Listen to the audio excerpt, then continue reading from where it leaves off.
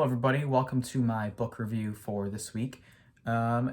This book has been reviewed for Chapter 2 of Literature for Children by David Russell. Chapter 2 in the book is about cultural diversity and reading around the world. The book that I chose came up in Literature for Children and also in Jim Trelease's Read Aloud Handbook, and that is We Are the Ship, the story of Negro League Baseball. I'm a big baseball fan. I think I know somewhat some stuff about baseball, played baseball my whole life, and throughout the time you only hear about Major League Baseball, and you hear about Jackie Robinson coming in and breaking down the barrier, but very rarely do you hear about the actual Negro Leagues themselves. Aside from maybe Satchel Paige, that's probably all you're going to get when you're a child of hearing about the Negro Leagues. But this book breaks down that barrier, and it allows you to really learn about who the main players were, who the all-stars were, what the league was all about, and what the players had to do to overcome all the significant challenges that they faced in their life. So the first thing I really want to point out in this book is the illustrations. Kadir Nelson wrote and illustrated this book, and the pictures are absolutely phenomenal. They jump off the page, they capture your eye right away.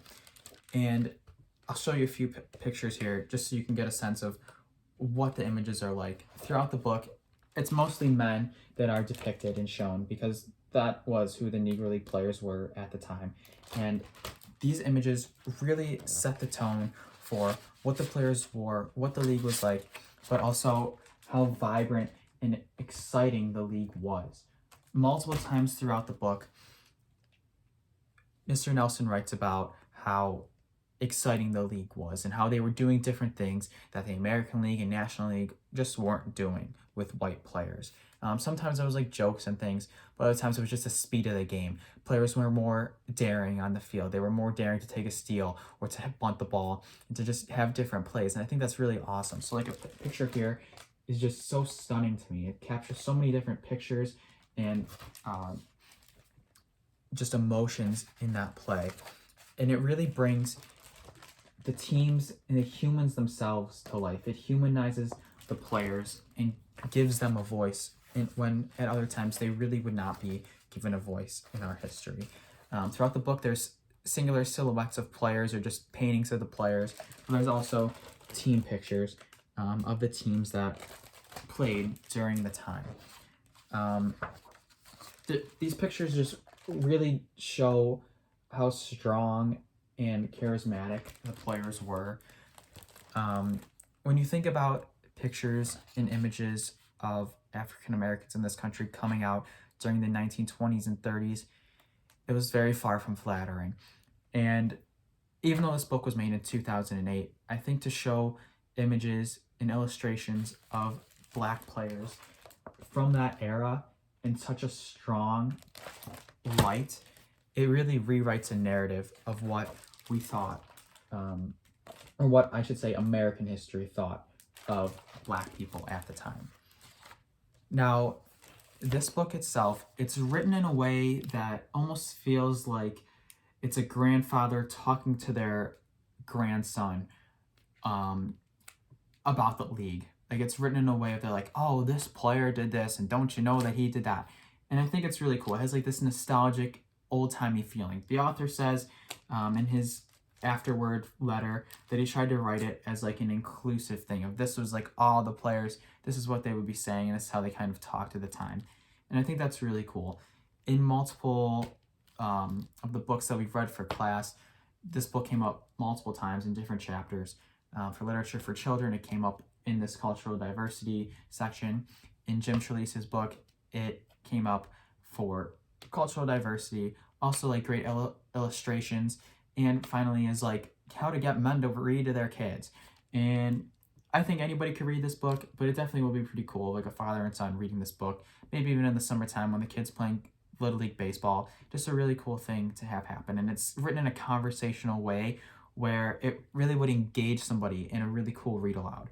And the pictures themselves are always of somebody or a team that is involved on the page right next to it. So you're never like flipping around to see like, oh, where is this person in the book and what does he do? It's right there for you, and that's a really awesome thing from this book. This book, though, I think does a fantastic job of painting the players in such an amazing, complex light. Throughout the book, even in like a same paragraph, it would talk about the struggles that the players went through, but then also the triumphs that they had. Multiple times they'd be talking about just like how underfunded the Negro leagues were because the owners really not that rich and the players did not make a lot of money. Multiple times it talked about like the accommodations for players, and one thing that really struck me was that especially when traveling down south this happened, but it did clarify that up north this happened as well. Different hotels would not let the players stay in their hotel because they were black. So sometimes players would have to sleep on the bus. They would have to sleep inside of like the field house at the stadium. They would sleep at like different houses. Like people would literally like house the players for the weekend when they played there. I think that's just so almost crazy. Like you would never hear of a professional athlete, minor league or not, having to stay at somebody's house to play a baseball game that weekend. Like that's just so insane. But then it also talks about the triumphs and how by the 1930s, even though we were in the Great Depression, the Negro Leagues, some teams were outpacing and getting more people into the stadiums than the major league teams. Like specifically the teams in Washington, there was more fans going to the Negro League games than the Major League Baseball club, and that's incredible to me. That's such an interesting thing to see, like them compared to each other and what the players flat out went through. But also there was a really cool part too of like the livelihood of on the teams itself.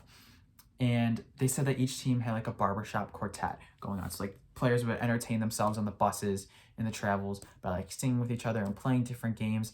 And that's really cool too, because again, it humanizes these players. It's not just one person, Jackie Robinson, who changed baseball forever. It shows you that everything that happened before it, which I think is really cool. The chapters are set up in a way where like it starts off, first chapter is called inning 1 or the first inning, and it starts with about the beginning of the league, and throughout each chapter is called an inning, and it goes throughout the entire book. Some really cool like tidbits and things that I saw were at one point the league was looking to continue its ideas of just expanding the game and also being the first to do things, right? Like stealing bases more and all that. But the Negro Leagues were also the first league to play games under the lights. And it was really interesting. I never knew this before. So these lights were like portable lights that they would put up. They weren't what we have today of just automatically in the stadium. And players before the game, like during the day, would set up the lights themselves. And they would like hook up the generators and all of that. And these lights would be on the field because they weren't bright like what we have today. They were bright enough to play for the most part, but they did say it was pretty tough to see under the lights. So these lights were like in the outfield. They said sometimes players would run into them on accident. There would be different spots where like balls would get caught in the lights. Like players couldn't see them as they were flying in the air. It was pretty interesting to see like that's one way that there's an innovation in the league. And then eventually, obviously, Major League Baseball has it, and almost every game is played at night now. Another really cool part in this book is chapter 5, the entire chapter, and it talks about all of the all-stars of the Negro Leagues, all the top players from each position, and gives just incredible illustrations to showcase the stadiums they played in and the players themselves, which I thought was really awesome, and how they mentored the next generation of players as they came up. On this page, Satchel Paige is playing an exhibition game at Yankee Stadium, which was sold out, which shows also that people are interested in seeing these players play, even if there was just overt racism going throughout the country and not letting them play like integrated style baseball. Chapter 6 is really cool too, because it talks about Latin American baseball, and I thought that was just such a fascinating thing to throw into this book. If you think about baseball today, it's an incredibly diverse sport. You have people from all around the world playing Major League Baseball, and especially from Latin America and like Cuba, the Dominican Republic. And it says that Negro League players during the offseason would go down to Latin America and play in one of their leagues. And that's very similar to what happens today. A lot of people, or a lot of Major League players in the offseason will go down to Latin America and play in like a winter league to keep their skills sharp, but also just have fun playing baseball. And the vibrance and amazing cultural things that come out of baseball are shown in that chapter, and made me think of the World Baseball Classic, which happens every 4 years. It's when different countries put their best players together and they go at it for baseball. It kind of like supplements the Olympics because baseball happens exactly during the same time as the Summer Olympics. So they obviously can't let all their players go do that. So they created their own program, their own tournament. And I always love watching that tournament because you get to see the players in their full like culture and their full customs with everybody on literally the same page because they're all from the same country. The United States won the last tournament in 2017. It was really cool to see like Cuba and the Dominican Republic and the top stars that are in Major League Baseball today playing with just an extra little bit of swagger in their step because they were playing with everybody from the country and representing their country. And I always loved that, and I thought that was an amazing piece to put inside of this book. Finally, this book finishes up with Jackie Robinson kind of saying like Jackie Robinson came, he did so much for baseball, and it really was fast-paced after that. Like Jackie Robinson came to the league and they were like, oh my gosh, there's all this talent, let's go get the talent. And it kind of crushed the Negro leagues for the most part. Overall, 58 players out of the 200 that were in the Negro leagues played in Major League Baseball, which sounds pretty awesome, but a lot of the players too were past their prime. So like Satchel Paige, even though he made it to the majors, he was past his prime. Major League Baseball never got to see him at his peak, which is really a devastating thing to think of how good he could have been. And just an incredible pitcher. He would have broken so many records and set so many records at the time. One final thing I would like to point out from this book is that the foreword is written by Hank Aaron.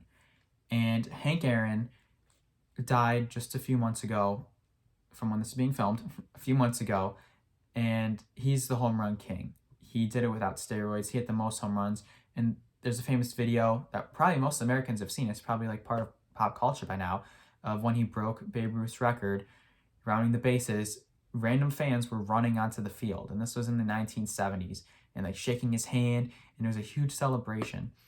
And I think that it's so striking that this book has him as the forward, because not only is he one of the greatest baseball players ever, but he also started out in the Negro leagues. So it really, at least for me, it showed that we are not that far removed from having an entirely segregated baseball system in the United States of America. And it's incredible that if that had happened 10 years later, Hank Aaron would not have been the home run king. And it's just striking to me how everything happened when it did, but it shouldn't have taken that long, and we're still not even that far removed from the Negro Leagues being a league and baseball being segregated.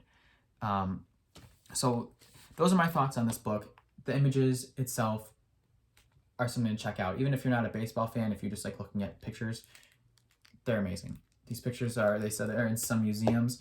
It's really awesome. This book won the Coretta Scott King Award, and it was nominated for some other awards too in 2008. It is just so good. I highly recommend. Even if you're not a sports person, I would still say check it out just for the history of it. So yeah, that's my review of this book. I hope it was helpful, and I hope one day you'll be able to pick it up and check it out. All right, have a good one. Bye.